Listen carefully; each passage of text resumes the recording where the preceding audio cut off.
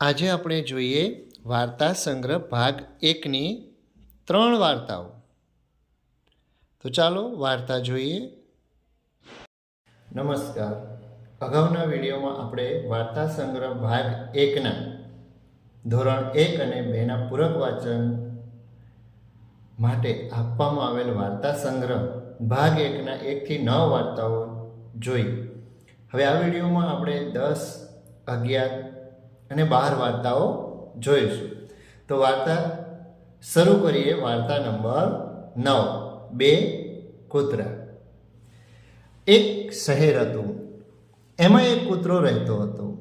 શહેરમાં એને ખાવાની લીલા લહેર હતી. એ જ્યાં ત્યાં જતો ત્યાં ખાવાનું મળી રહેતું.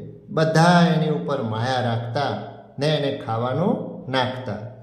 બીજા કૂતરા પણ એની અદેખાઈ ન કરતા. એકવાર દુષ્કાળ પડ્યો. વરસાદ બિલકુલ ન વરસ્યો. અનાજ કશુંય ન પાક્યું. પાણીની ભારે મુશ્કેલી પડી. લોકોને શું ખાવું ને શું પીવું એ મોટો પ્રશ્ન થઈ પડ્યો. પોતાને જ ખાવા પીવા ન મળે ત્યાં લોકો કૂતરાને શું નાખે? કૂતરાને ખાવા પીવાના સાંસા પડવા લાગ્યા. ભૂખ તરસનું દુઃખ કૂતરાને અકળાવા લાગ્યું. કૂતરો ત્રાસી ગયો. એણે શહેર છોડી બીજા શહેરમાં જવા વિચાર્યું. દેશ છોડી પરદેશ જવા જવું જેવું એણે કર્યું. બીજા શહેરમાં એ જઈ વસ્યો. આ શહેરમાં તેને એક માયાળું ઘર મળી ગયું. ઘરના બધા જ એના ઉપર લાગણી રાખવા માંડ્યા. એને ભરપેટ ખાવાનું મળી રહેતું. પાણીનું તો દુઃખ હતું જ નહીં. ઘર ધણિયાણી આળસુ અને બેદરકાર હતી. એની આળસ અને બેદરકારીને કારણે ઘરમાં કૂતરો ગમે ત્યાં ફરતો. ઘરમાં એ ફાવે તે ખાઈ શકતો. કોઈની એને રોકટોક ન હતી. પણ એને એક મુશ્કેલી હતી. ઘરમાં એ ભરપેટ ખાતો ને બહાર નીકળતો એ વખતે બીજા કૂતરા એને ઘેરી વળતા. આ કૂતરાને બહારથી આવેલો આ પરદેશી કૂતરાની ભારે અદેખાઈ થતી. આ કે તે બધાય કૂતરા આમ તો એક જ દેશના હતા, પણ આ કૂતરો તો આ શહેરનો તો નહીં. આ શહેરનો તો નહીં જ ને. એ આવ્યો તો બીજા શહેરથી ને બહારના કૂતરા તો આ નવા આવેલા કૂતરાને ઘેરી વળતા. એને ઘેરીને એના શરીરે કરડીને ચકામાં પાડી દેતા. આખરે કંટાળ્યો. એણે નક્કી કર્યું, આના કરતાં તો હું હતો એ શહેર જ સારું. મારો હતો એ દેશ જ સારો છે. હું ત્યાં જ જાઉં. એણે એમ જ કર્યું. પોતાના મૂળ શહેરમાં એ પાછો ફર્યો. સ્વદેશમાં આવ્યો. એને પાછો આવેલો જોઈ ત્યાંના બીજા કૂતરાઓએ પૂછ્યું, મને તું ગયો હતો એ પરદેશની વાત તો કર. કેમ પાછો ફર્યો? પાછા ફરેલા કૂતરાએ કહ્યું, પરાયા દેશ કરતાં પોતાનો દેશ સારો એવું અનુભવથી મને જાણવા મળ્યું. અહીં ખાવાનું ઓછું વધતું મળતું હશે, પણ કોઈ લડતું નથી. તમે મને ઘેરી કરડતા નથી. ત્યાં ખાવા પીવાનું ખૂબ છે, પણ આપણી જાતવાળા જ આપણી અદેખાઈ કરે છે. મારી સાથે લડે ઝઘડે છે ને ચેનથી રહેવા દેતા નથી. પેલા કૂતરાએ કહ્યું, સારું કર્યું. તે અનુભવ કર્યો ને તને સમજાયું કે પરદેશ કરતાં સ્વદેશ 100 દરજ્જે સારો. હવે જોઈએ વાર્તા નંબર 11, સિંહ અને ઉંદર. એક જંગલમાં સિંહ રહેતો હતો. ઉનાળાના દિવસો હતા. આકરો તાપ હતો. સિંહ ગરમીથી અકળાઈ ગયો હતો. તે ઝાડના છાયે બેસી ઊંઘતો હતો. એવામાં એક ઉંદર ત્યાં આવી ચડ્યો. સિંહને ઊંઘતો જોઈ તે તેના શરીર પર દોડાદોડી કરવા લાગ્યો. તેના શરીર પર તે રમવા લાગ્યો. ઉંદર સિંહની કેશવાળી પકડી ઝૂલા ખાતો હતો. ત્યાં તેની પૂંછડી સિંહના નાકમાં ભરાઈ. તેથી સિંહની ઊંઘ બગડી ગઈ. તેણે હા છી કરી છીંક ખાતા ખાતા એક ઉંદરને ભાગતો જોયો. તેણે નાસતા ઉંદરની પૂંછડી પોતાના પંજાથી દબાવી દીધી. ઉંદરે હાથ જોડી ફરી વિનંતી કરી, સિંહ દાદા, એક વખત મને જીવનદાન આપો. તમારો ઉપકાર જિંદગીભર યાદ રાખીશ. આટલું બોલતા ઉંદરની આંખમાંથી આંસુ આવી ગયા. નાનકડા ઉંદરને રડતો જોઈ સિંહને તેની દયા આવી. તેણે ઉંદરને જવા દીધો. થોડાક દિવસો પછી સિંહને પકડવા શિકારીઓ જંગલમાં ઘૂસી ગયા. તેણે સિંહને પકડવા ઝાડ પાથરી, પછી ઝાડને સૂકા પાંદડાઓથી ઢાંકી દીધી. સિંહ ત્યાંથી ચાલવા ગયો પણ તે શિકારીઓએ પાથરેલી ઝાડમાં ફસાઈ ગયો. શિકારીઓએ તેને ઝાડમાંથી બરાબર બાંધીને ઝાડની ડાળીએ લટકાવી દીધું. પછી તેઓ તે સિંહને લઈ જવા માટે એક મોટું પાંજરું લેવા ગયા. સિંહે ઝાડમાંથી છૂટવા ઘણા ફાંફા માર્યા, પણ કંઈ વળ્યું નહીં.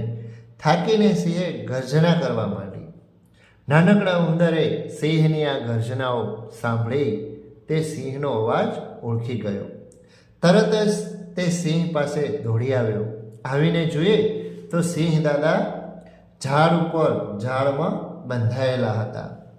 ઉંદર બોલ્યો, સિંહ દાદા ધીરજ રાખજો, શિકારીઓ તમને લેવા આવશે એ પહેલાં જ હું ઝાડ કાપી નાખીશ ને તમને બંધનમાંથી છોડાવી દઈશ. એમ કહી ઉંદર ઝાડ પર સડસડાટ ચઢી ગયો. પોતાના તીણા દાંતથી ઝાડ કાપવા માંડી. કટ. જોતામાં તીણા દાંત વડે આખી ઝાડ કોતરી કાઢી. ઝાડ કપાતા સિંહ બફાંગ અવાજ સાથે જમીન પર પડ્યો. છુટકારાનો ધમ લેતા તે બોલ્યો, મિત્ર, તારો ખૂબ આભાર. મોટાઈમાં ફૂલાઈને તને નાનો જાણી તારી ખોટી અવગણના કરી, પણ હવે મને તેનો પસ્તાવો થાય છે. સિંહની વાત સાંભળી ઉંદરને સંતોષ થયો કે ભલે પોતે નાનો રહ્યો પણ પોતાના પર થયેલા ઉપકારનો બદલો તે બરાબર વાળી શક્યો. હવે જોઈએ વાર્તા નંબર 12, ચતુર કાબર. એક હતી કાબર ને એક હતો કાગડો. બંને વચ્ચે દોસ્તી થઈ.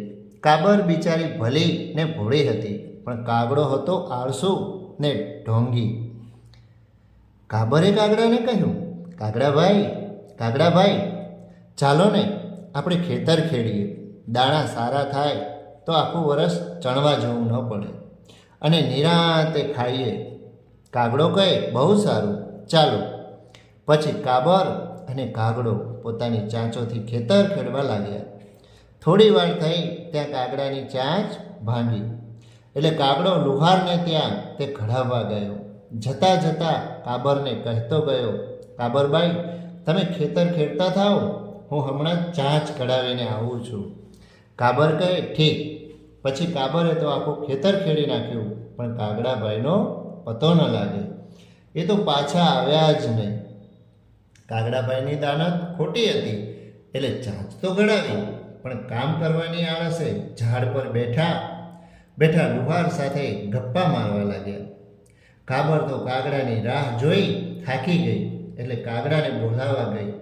જઈને કાગડાને કહે, કાગડાભાઈ, ચાલો ને, ખેતર તો ખેડાઈ ગયું, હવે આપણે વાવીએ. કાગડો કહે, ઠાકા ઠૈયા કરું છું, ચાચુડી ઘડાવું છું. જાઓ કાબરબાઈ, આવું છું. કાબર પાછી ગઈ અને એણે તો વાવવાનું કામ શરૂ કર્યું. કાબરે રૂપાળો બાજરો વાવ્યો. થોડા દિવસમાં એ એવો તો સુંદર ઉગી નીકળ્યો કે બસ એટલામાં નીંદવાનો વખત થયો. વળી કાબરભાઈ કાગડાને બોલાવવા ગઈ. જઈને કાગડાને કહે, કાગડાભાઈ, ચાલો, બાજરો બહુ સારો ઉગ્યો છે, હવે જલ્દી નીંદરવું જોઈએ, નહીંતર મળને નુકસાન થશે. આળસુ કાગડાએ ઝાડ પર ઉપરથી કહ્યું, ઠાગા ઠૈયા કરું છું, ચાંચુડી ઘડાવું છું, જાઓ કાબરબાઈ, આવું છું. કાબર તો પાછી ગઈને એકલીએ ખેતરનું આખું નીંદી નાખ્યું. વખત જતાં કાપડીનો સમય આવ્યો, એટલે કાબર વળી કાગડાભાઈને બોલાવવા ગઈ. જઈને કાગડાને કહે, કાગડાભાઈ, હવે તો ચાલો, કાપડીનો વખત થયો છે, મોડું કાપશો તો નુકસાન થશે. લુચ્ચા કાગડાએ કહ્યું, ઠાગા ઠૈયા કરું છું, ચાંચુડી ઘડાવું છું, જાઓ કાબરબાઈ, આવું છું. કાબરબાઈ તો નિરાશ થઈ પાછી ગઈ અને ખીજાઈને એકલી આખા ખેતરની કાપણી કરી નાખી. પછી તો કાબરે બાજરીના ઢૂંડામાંથી બાજરો કાઢ્યો અને એક કોર બાજરાનો એક ઢગલો કર્યો ને બીજી કોર એક મોટા ઢૂંસાને ઢગલો કર્યો અને એ ઢૂંસાના ઢગ પર થોડોક બાજરાનો પાતળો થર પાથરી દીધો, જેથી ઢૂંસાનો ઢગલો બાજરાના ઢગલા જેવો જ દેખાય.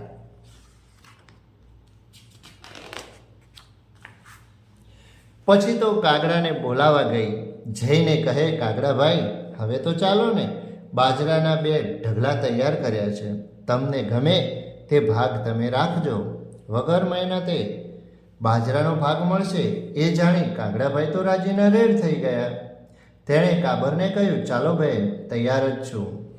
હવે મારી ચાંચ કઢાઈને બરાબર થઈ ગઈ છે.